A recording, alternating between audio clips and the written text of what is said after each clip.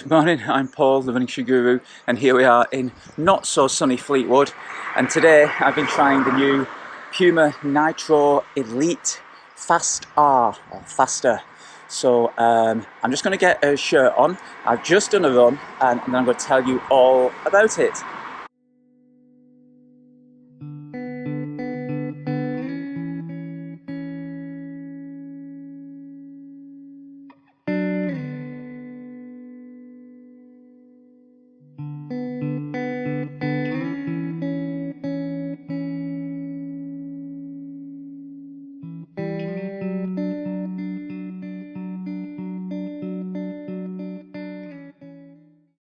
So, like I say, these arrived yesterday, and what an amazing looking shoe, first of all.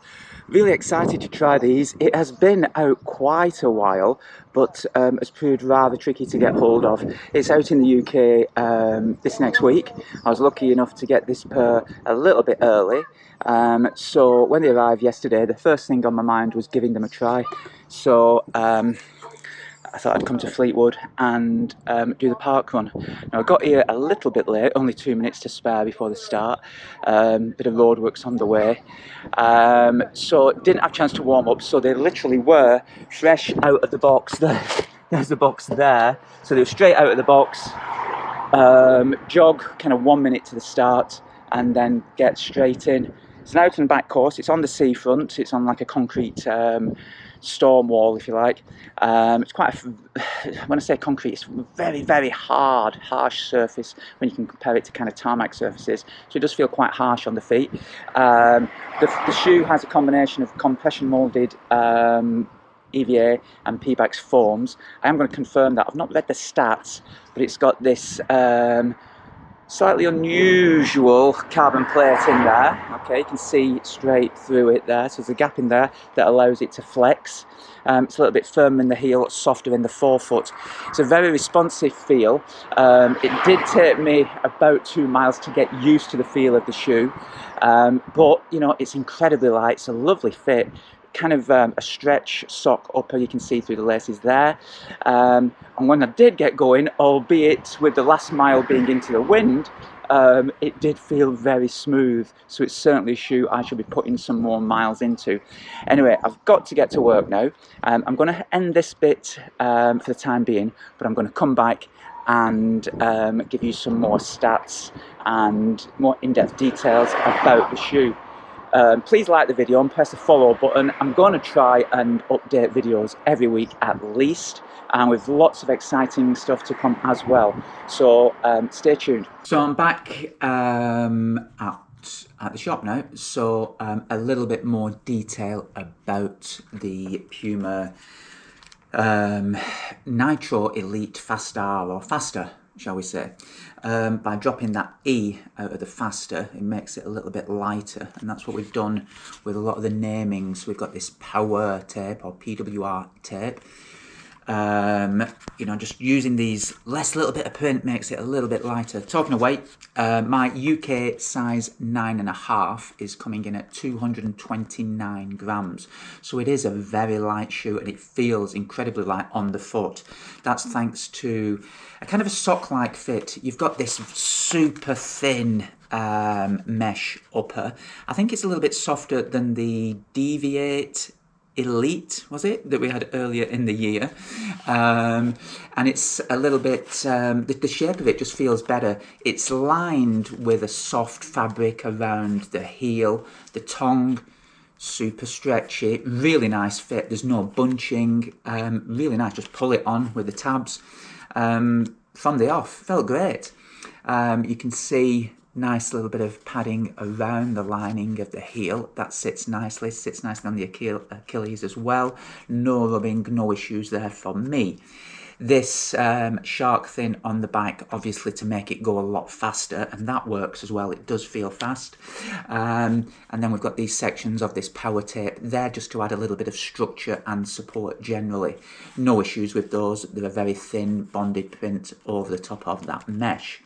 Stack height is, I believe it's an 8mm, get the words out, an 8mm drop from a 36 down to a 28 approximately, and we've got a kind of compression molded foam EVA in the heel and the nitro foam in the forefoot.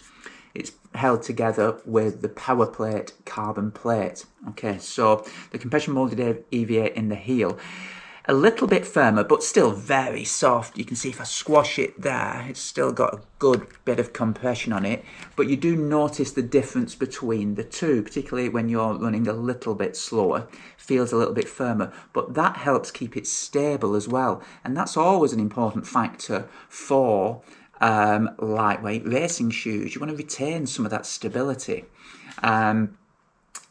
Forefoot foam, the nitro foam, very soft, very nice spring to it, and again that power plate, the carbon plate running through here, exposed in the midfoot there, cut away, reducing some of the weight there, but adding to the lateral stability of the shoe.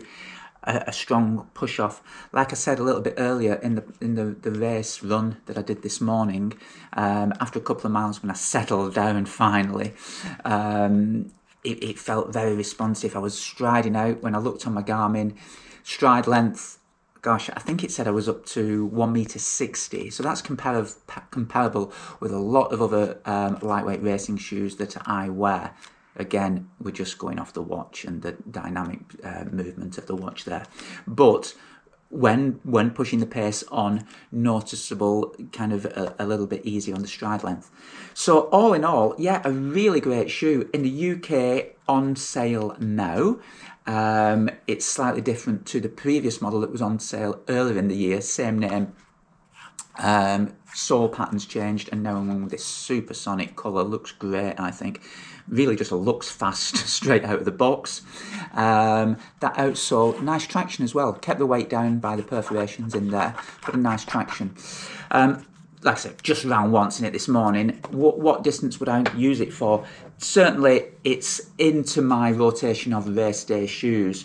Along with, at the moment, the Next Percent 2, Saucony Endorphin Pro 3, and this one. These are my top 3 race shoes at the moment.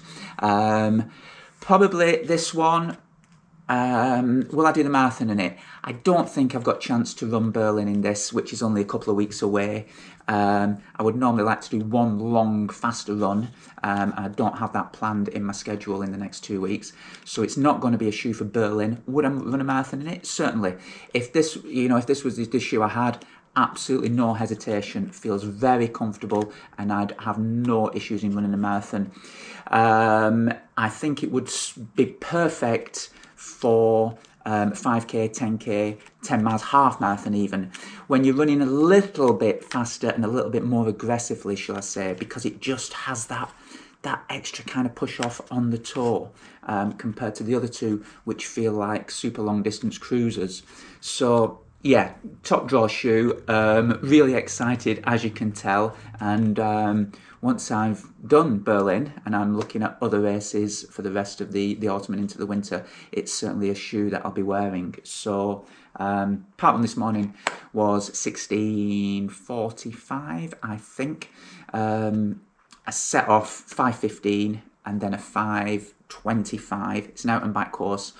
Wind behind us on the way out, into the wind on the way back, so I was hoping for about 16:30, but that wind clearly was a little bit stronger on the way back. But yeah, nice shoe. Puma Nitro Elite FAST-R, available now in the UK. Go check it out.